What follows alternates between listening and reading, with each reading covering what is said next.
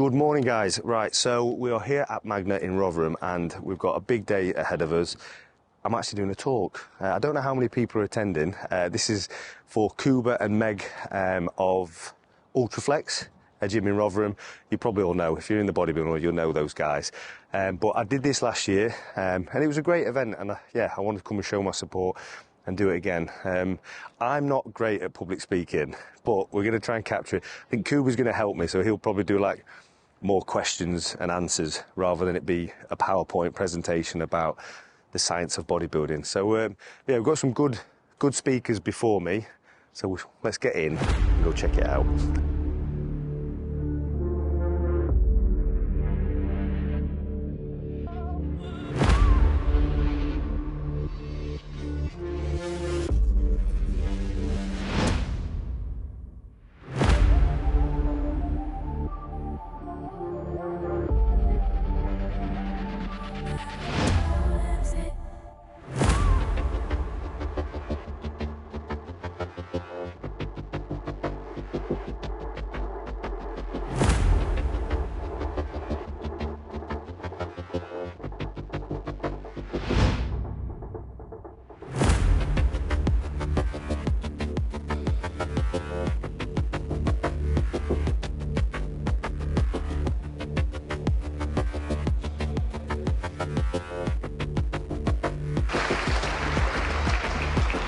Testing, 1, 2. Why am I more nervous about coming on here than on the Olympia stage? I'm like this. Maybe because I'm cold out. Good, mate, good. Journey you had to go through to get to where you are right now, from your very start as an apprentice plumber. How long we got? How long we got? But, no, I might end up repeating myself because there's a few people who came here last year, so apologies if I am, but I will start from where I started. So I started training. In fact, well, no, we'll go way back. So I was brought up in a household which was very competitive.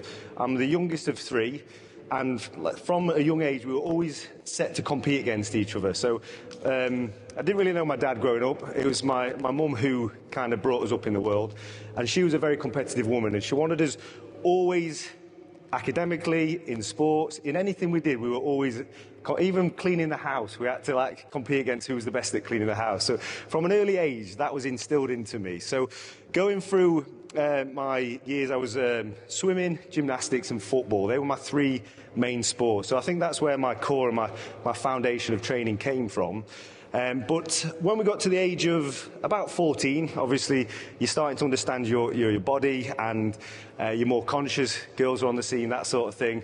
And that's when I started to build a bit of a body dysmorphia, a bit of, self-aware. I wanted to better myself because I didn't like the way I looked or the way I felt. So at the time, kind of my stepdad, my mum's boyfriend at the time, was the British champion heavyweight in NABBA. He was class 1, and I basically, chatting to him about the way I feel, I was like, I want to train. And he's like, look, if you get yourself physically better, you're going to mentally feel better. So I went into a gym, very spit and sawdust, old school gym, and I had to prove myself in there.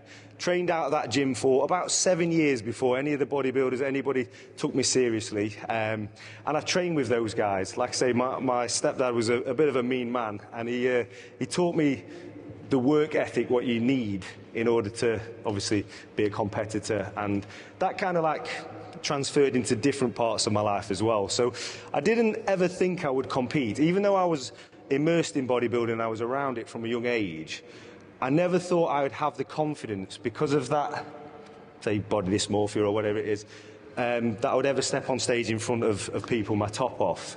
So I trained like a bodybuilder, I ate like a bodybuilder, I just never thought I'd have the confidence to step on stage, and it took 7 years to do that. And the only reason I did step on stage was because I was brought up very because I was then working as a plumber, apprentice plumber. I was a pot washer in the evening, I did removals on a Saturday. Again, we were taught to work, so I had 3 jobs at that point through my teenage years, and it got to a point where I didn't have time to do sports anymore. But I still had that competitive side of me which wasn't being itched or wasn't being scratched. So for me, when I got to the age of 20, around that age, 20, I thought, I'm going to step on stage for the first time. I'm going to do it just once, just to say, step out of my comfort zone. And I was so inspired by how these bodybuilders around me had this work ethic, this just, yeah, undeniable. Every day they go into the gym and had purpose. And that is why I wanted to step on stage just once. And I remember dieting down for my show.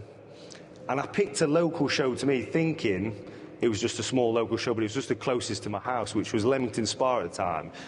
It transpired to be the UK Nationals, which was quite a big show. And the guy who I ended up against, a lot of people dropped out when this certain person came to it, because he was world #1 at the time. He was like Rob Richards. I don't know if you've heard of him, but he was like the Steve Cook before Steve Cook. So he was on all the front covers. He was Optimum Nutrition's top boy. And yeah, he was basically wanted to come and reclaim the title in the UK and this sort of thing. So I very nearly didn't step on stage. I remember dieting down. Nobody knew I was dieting in the gym I was in. And the day before the show, I signed up to it. And as I got down there, I was like, what am I doing? This is just insane. All my fears are standing in front of me, stepping on stage with my top off. But yeah, there was something that just thought, right, I'm here now, I've got to do it. And as I stepped on stage, I became this other person, this alter ego came out of me. And I became really confident. I became like, I want to say angry, but I wanted to fight for something. And I loved that person. And I went out on stage and said, I'm here now. And I battled it out. And we ended up winning that title, winning that show. And I remember stepping off stage again like this. Even to this day, I'm like this backstage. I'm a very nervous competitor. But I just remember that elation and that amazing feeling I felt being on stage and competing. So that was kind of how my bodybuilding started. And I would never have imagined of what it transpired to look like and what it's become today. But it just, yeah, I remember thinking, right, I've got that title now, what do I do with it? And I didn't know about sponsors, I didn't know about all the with it. I just wanted to be the best in the UK at that time. Set myself goals, but I wanted to be the best. And then 6 months later, I won the Arnold Classic. 2 weeks later, I won the British Championship. So I was the first ever guy to get his pro card in the UK in men's physique. I was the first Arnold Classic champion. I was the first British champion. And then that set something in my head. I was like, right, now I want to set some unrealistic goals to most people. But to me, they were realistic. I wanted to be world #1. Saw the Olympia, and I started to really research men's physique and whatnot. And I thought, right, now it's time to really start putting some things on my vision board and start working towards it. And that's what I did. Obviously, it took a lot longer than I expected. 10 years later, we finally got that title. But yeah, I set little goals along the way. Each title I ever won, there was always a purpose behind that title. I didn't just pick a random pro show or the easiest route. I always wanted to pick the hardest route, and I always wanted to be seen in the big stages in order to get my name to that Olympia as quickly as possible. So in my first year competing, I was like, right, I wanted to do a qualifier. Then I wanted to do, in rankings, you've got the Pittsburgh Pro, the New York Pro, the Arnold Classics, and then the Olympia. And I was like, right, set all these titles I wanted before getting that Olympia title.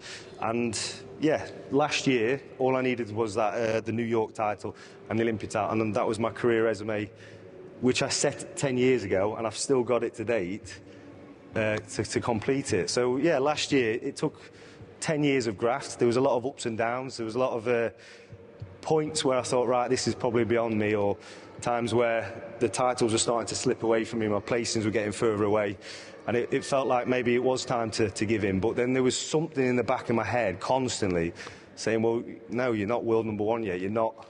Your time's not done, or your job's not done yet. So that's what's always kept me driving and kept me going. Now, sorry. 10 years of work, that's a full decade. So when you actually put that into perspective, that should definitely hit home pretty hard for all of you. Because it certainly does for me. It's a firm reminder that whatever you set out to do, it's not going to happen overnight. But 21 years training, if you work it out, it's 21 years training, 10 years on the Olympia stage, 10 attempts to get that title. 21 years training and 10 attempts to get the title. That's to finally win the title after all the years. 21 years of work. How did it feel to finally win that title? Yeah, this is probably not going to be the answer you actually think, I would say. So I had these massive dreams when I was going to win the title that I'd do so much with it. And I know it sounds a bit cheesy saying like about doing charity work and this and that. I actually did. I had all these things I wanted to do with it. And if I'm honest, I kind of got robbed of what I wanted to do and to be able to celebrate the Olympia. It was my own fault, and this is why I need to win it this year, to be able to do what I wanted to do with it. And the reason is because last year I was actually going to retire. And it was a real hard decision for me to do it, but I was in the best shape of my life last year. Like, stepping on stage, it was the best I ever looked, and I placed one of my worst placings. I placed 7th.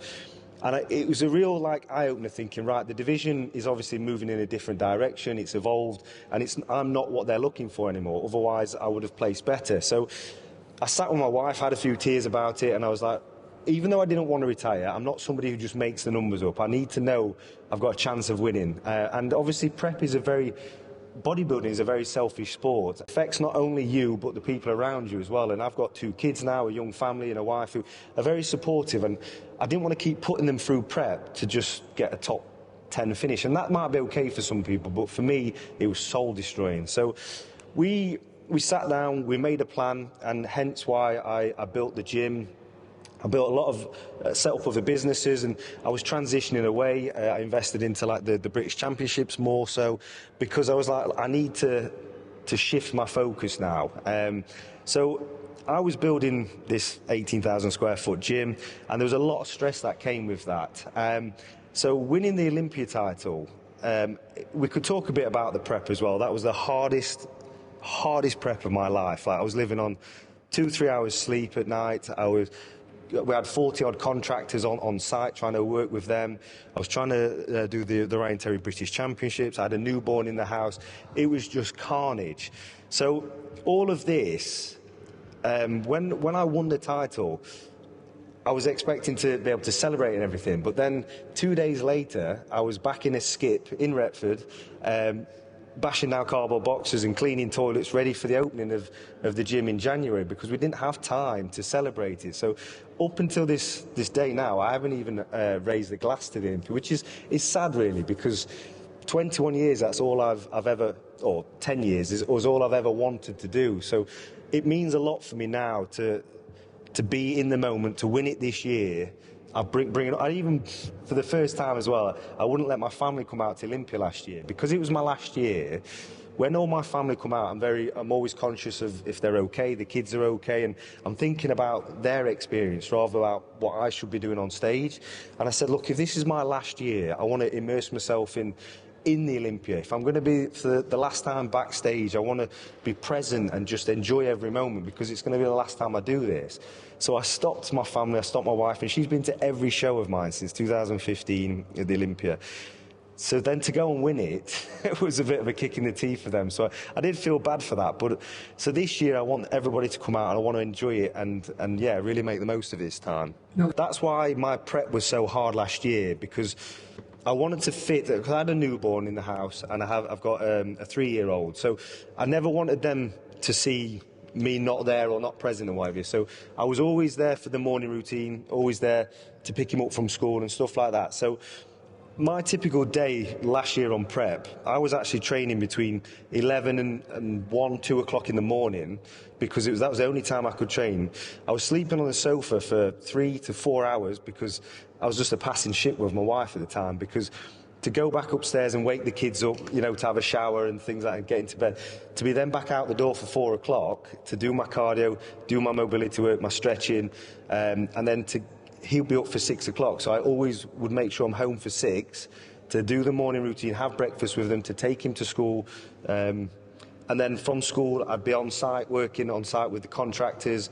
I've still got sponsorship obligations, so I've got obviously Gymshark, My Protein, Fathers and Sons, all these different obligations, different appearances, that sort of thing. We obviously had the British Championship, so we were trying to organise an expo, which was unbelievably draining. Obviously trying to get my Olympia stuff done, my prep stuff done. So it was carnage. And at the time also, I own Alta, which is my short company for men's physique. So that's a company. I own properties, so I do property developing, so rentals and whatnot. Got RT coaching, which that's fell on the background. To be honest, if I'm honest, that's the one thing I need to pick back up, especially after today. And RT Fit as well, so the gym. So I'm juggling a few things around. So it's quite hectic. And like I said, I'd pick him up from school. I have a few hours with him playing with the kids. We'd have breakfast, have dinner together, tea together, put him to bed for 8, 9 o'clock. Then I get my emails done, which I have not got done in the day, have my last meal, and then I go and train. So that's how it was for about 6 months. It was carnage. Yeah, that's definitely not... I wouldn't advise that, no. Not what you expect. But that was one of the things... Please, by the way, make sure that none of you are following this. No, honestly, no. The likelihood of you being able to get on top of this stuff doing this. No, and the thing is that isn't something I would advise either. People were actually getting inspired by it, so I kind of stopped talking about it because I wasn't trying to say it in a positive light, but people were getting inspired by, I can't believe you've achieved all these things and that you've got a family and you've got this business, you set the gym up, you've won the Olympia. And I was like, I had to stop myself from saying, it was crazy, it was silly, and I shouldn't have done it. But I'd backed myself into a corner, so to the point where it was sink or swim. I had to do those things to get everything done in time. Otherwise, I could have lost everything. Like, the gym was a huge financial risk to my family, and I had to make it work. If I could advise you guys, I wouldn't do that at all. I want to know what your day-to-day actually looks like right now. So, give us a little breakdown of a day in the life of Ryan Teddy at this moment in time, from the time you wake until the time you go to bed, just to give us a little more perspective on. I know what Kuba's trying to do here, because Kuba's very structured and he's trying to prove a point to me, because I am quite hectic. I'm very sporadic, I must admit. So we are like the polar opposites. And he's trying to. I know how much you have to do. No, I do. Yeah. So I want to get a bit of an insight as to what your life actually looks like, just to show people that a lot of the guys that are in this room right now, including myself, we probably don't have to deal with as much as you do, and we're probably just scratching the surface of our own potential, right? So I want to know what your day-to-day looks like. Yeah, my problem, I'll say this now, is I figured this out when I opened the gym, is I'm not great at delegating. So I'm somebody, like I say, I came from a background where if I can do it, I'll do it myself. Like, it take me longer to tell somebody to do it, so I'll just try and do it myself. And that's probably where my downside is, that I need to be able to structure things more and be able to delegate certain tasks. I'm trying to do that now. I've took a PA on, who's my mum, and I'm trying to delegate stuff like that. But I struggle with it. So in the morning, again, I still do my cardio, my stretch, all that type of work. It's not at 4 o'clock. This is 5 o'clock. So this is 5 o'clock. My son gets up at 6, and my daughter does as well. So we have like an hour where I've already done my cardio, everything, where we have a bit of a playtime. Bit sad, but we put some like 70s, 80s music on in the kitchen, blasting out, and we have a dance. That's how we try and start the day off. And we all have our breakfast together. And then, I either take him to school, and then I get into my office, I start doing my work, my paperwork, my emails. And this is the thing I can't stand. I need somebody to come and do this. Anyone who wants to come and do emails for me, I'd really appreciate that. So it's all the stuff to do with, for instance, setting the gym up, having like 8, 9 people working for you, like, you know this, it's unbelievably hard with all the payroll and all the HMRC, the VAT, all that kind of stuff. So trying to sort all that out. I then obviously prep my meals. I do photo shoot and do a lot of content for sponsors. Train midday. It's just day-to-day stuff, really. It's going through like my rentals to make sure the properties are sound, if there's any like gas safe coming up, any stuff like that coming in. Looking outside in, yeah. You just breaking that down. Is there anything that you feel like you can do better from delegating more tasks? What is it you think that's lacking still that you could potentially do better? if you was to be super critical? I would say structure, because for me, I can never switch off. Like, I try to be present with my kids, and I always am, like in the evening and stuff, we're watching TV together, but in the back of my mind, like, right, I should be doing this here, but right, I need to be cracking on with this. And so I think if I had more structure, the way we talked about that then down there, it makes sense. I've always been quite sporadic in my life. Like, even when I train, the way I eat, everything is very sporadic. It's how I feel on the day. So for me to do that is quite difficult. I will put my hands up to that. So what's next for Ryan Terry, and what kind of legacy do you want to leave behind, and what are you currently working on in order for that to happen? Because I know that obviously Alta, that is for Alfie. I assume the gym, that's just a stepping stone, right? Yeah. But if you was to break down your vision for the next 5 to 10 years, what does it look like? Yeah, that's a good question, that is. So for me, I've always, when we talked about not being able to do the same title twice, there was always a purpose to every title I did, and I've always struggled to ever have the same motivation to do the same thing. Other than the Olympia, I've never really gone for the same show.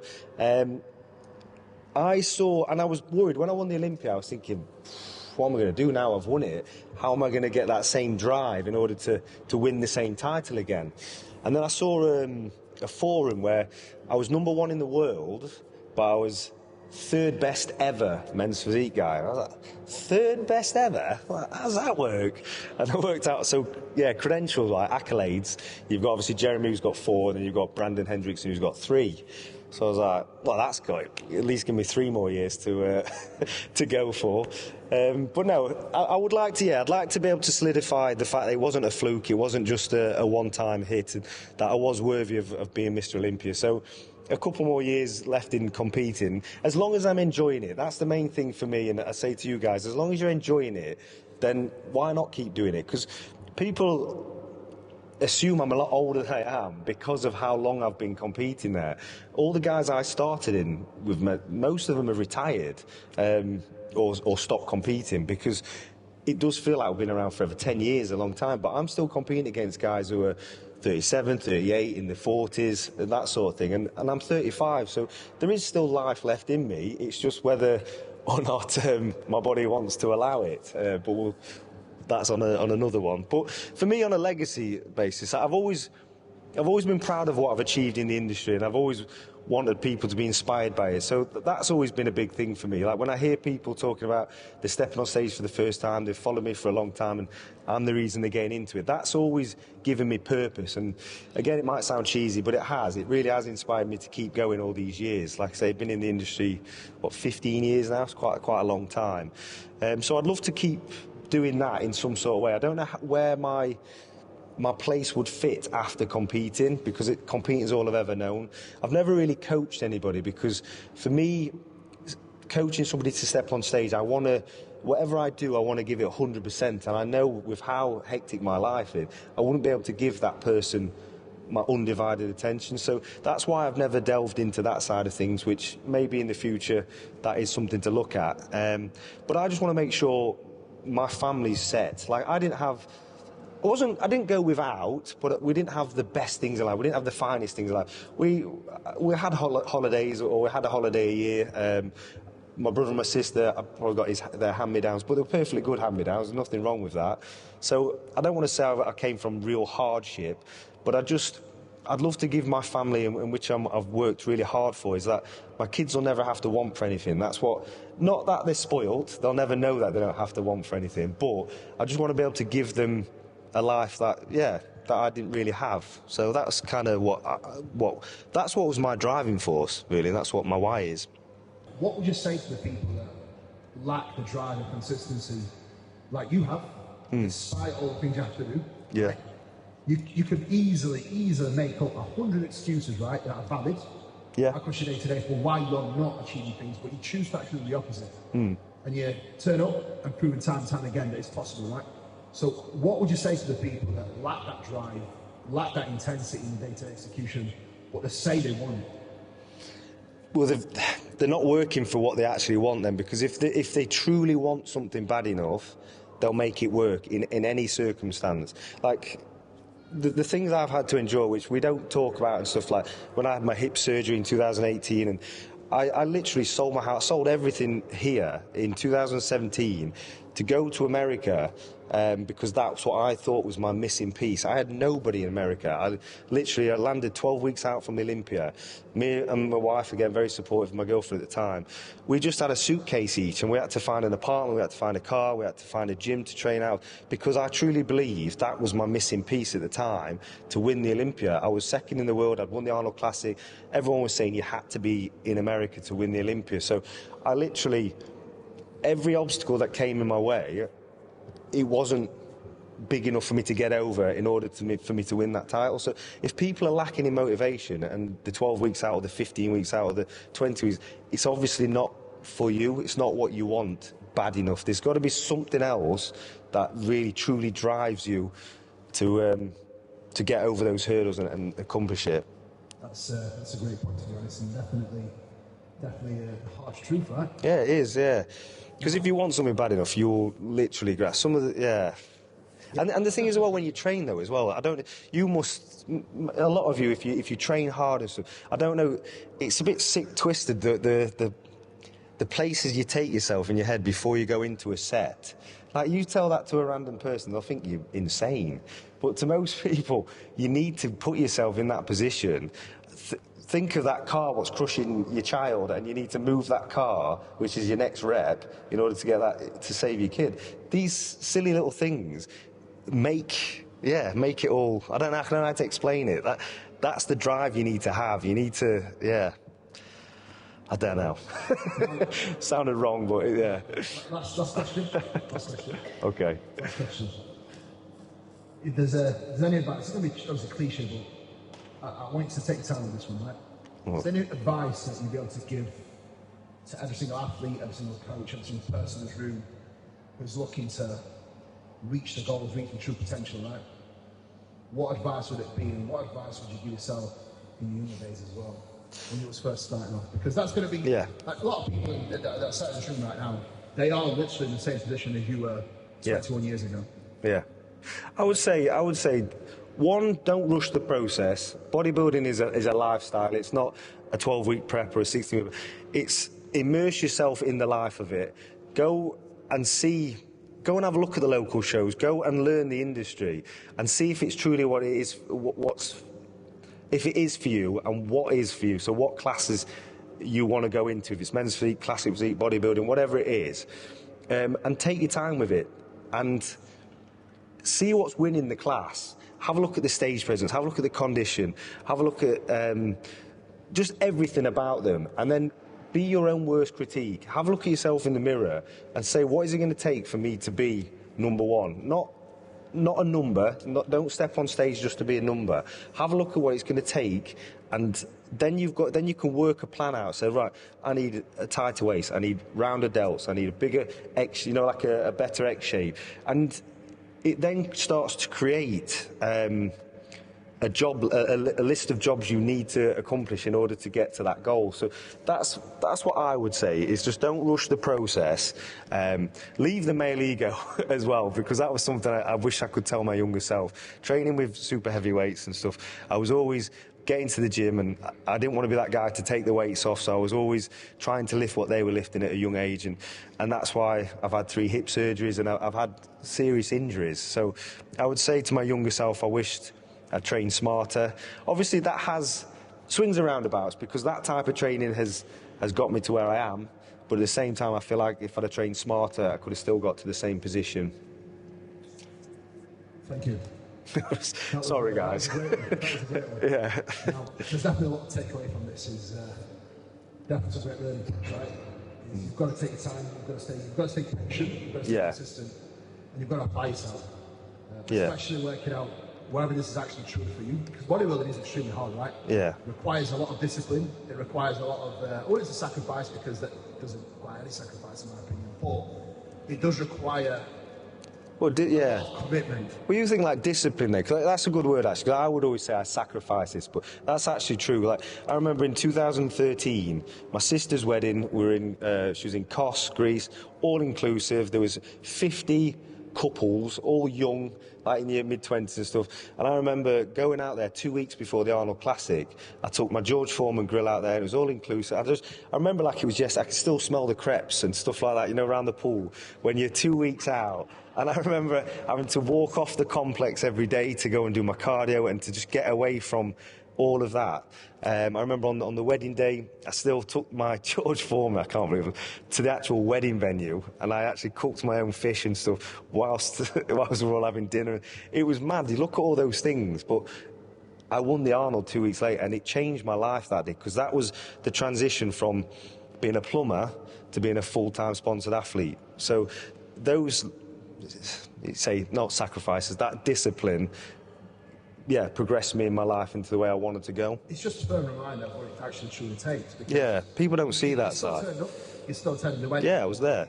There's no excuse for deviate from the plan. I think this day and age, with the industry getting softer and softer, there's just so many different excuses with people easily using a lot of excuses, deviate from the plan, not stick to the plan. Yeah. And they set out all these goals that they want to achieve, but actions just don't reflect them. Yeah. Whereas your actions have reflected your goals since day one.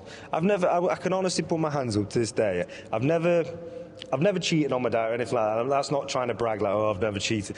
But because my goals have always been more important than whatever in front of me at the time, that it's never been an issue. Like, even at my son's first birthday, like, we're having this big party at this pub, restaurants, and you just nip out and it takes me 2 minutes to eat my meal. No, everyone just started going to the toilet. You're back in. We go to the cinema. I used to run out of fire exit into my car, quickly smash a meal, run back in. Nobody even knew anything. So I never used to make a deal out of it. It's just what you're doing. What I do in my life, yeah. It's just what you do in bodybuilding. 100%. That's definitely a great lesson for us all. Yeah. Because you can still be present, you can still attend all these different things, but it doesn't mean that it has to attract your goals. Because ultimately, people aren't going to be going to care if you're going to eat chicken and rice. No. I mean, just because pancakes are there doesn't mean you need to eat them. What's more important is you being present and you actually making the effort with people. I think that's the big takeaway. So, yeah. Guys, Ryan, Terry, thank you so much. Thanks, guys. Peace out, mate. Thank you.